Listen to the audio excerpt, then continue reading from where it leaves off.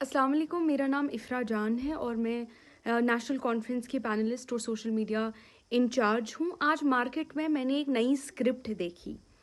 अचानक से 2014 में लोगों को सपने आ रहे हैं बीजेपी वालों को कि 2014 में नेशनल कॉन्फ्रेंस जो थी वो बीजेपी से हाथ मिलाना चाहती थी। ये कौन बोलते हैं? ये देवेंद्र सिंह राणा बोलते हैं। देवेंद्र सिंह राणा वो इंसान हैं जो बीजेपी को कम्युनल कहते थे और कहते थे कि बीजेपी जो है 370 हटाने की वजह से यहाँ के लोग निराश हैं, यहाँ हताश है सब कुछ। और वो वही इंसान है जिन्होंने बिल्कुल एक यू टर्न मारा 2019 के बाद जब उन्होंने बीजेपी ज्वाइन कर ली।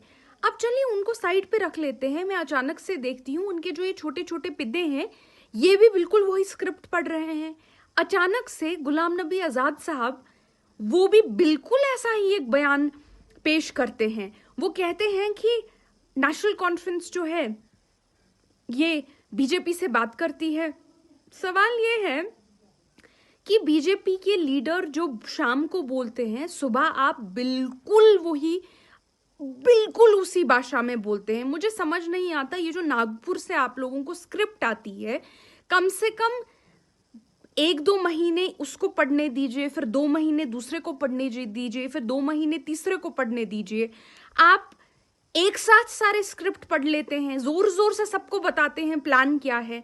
अचानक से आप लोगों को याद आ जाता है कि ओ आज तो ये स्क्रिप्ट आई है, अब यही पढ़नी है। सब एक साथ स्क्रिप्ट पढ़ते हैं। मुझे बताइए गुलाम नबी आज़ाद साहब कि जो एमपीज हैं, मेंबर पार्लियामेंट, जब अभी फारूक अब्दुल्ला साहब जब एमपी नहीं थे, उन्हें उसी वक्त निकाल दिया गया था उनके सरकारी बंगले से दिल्ली में। आप अभी कोई एमपी नहीं है, आपको सरकारी बंगला किस बात पे रखा गया है? आपको सरकारी बंगले से क्यों नहीं निकाला गया है?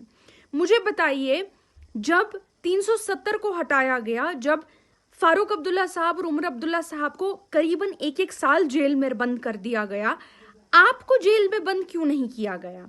मुझे ये बताइए कि जब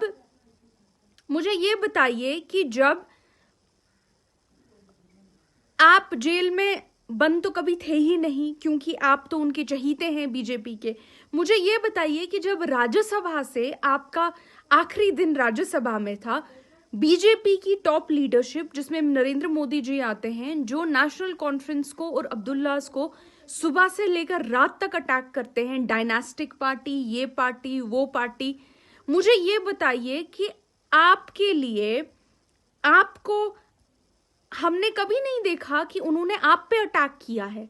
अटैक करना तो दूर की बात, जिस दिन राज्यसभा में आपका आखिरी दिन था, उस दिन हमारे प्रधानमंत्री ने आपके लिए रोया राज्यसभा में। उन्होंने आंसू बहाए कि गुलाम नबी आज़ाद साहब जो हैं पार्टी छोड़ के जा रहे हैं। तो आज़ाद कौन है, गुलाम कौन है, यह वक्त तय करेगा और यह वक्त ही बताएगा। मैं इसमें भी नहीं जाना चाहती कि आपने कांग्रेस को कैसे उनके पेट में छुरा घोंपा ताकि बीजेपी खुश हो जाए। तो ये जो बीजेपी की देवेंद्र सिंह राणा आज स्क्रिप्ट पढ़ रहे हैं, फिर वही स्क्रिप्ट सुबह उठ के उनके यहाँ पे जो लोग उनकी मदद से म्यूनसिपैलिटी में कुछ बने थे वो पढ़ रहे हैं, फिर वही स्क्रिप्ट उठा के उनके वो छोटे मोटे पढ़ रहे हैं, फिर वही स्क्रिप्ट उठा के आप पढ़ रहे हैं। कम से कम कुछ तो शर्म कीजिए।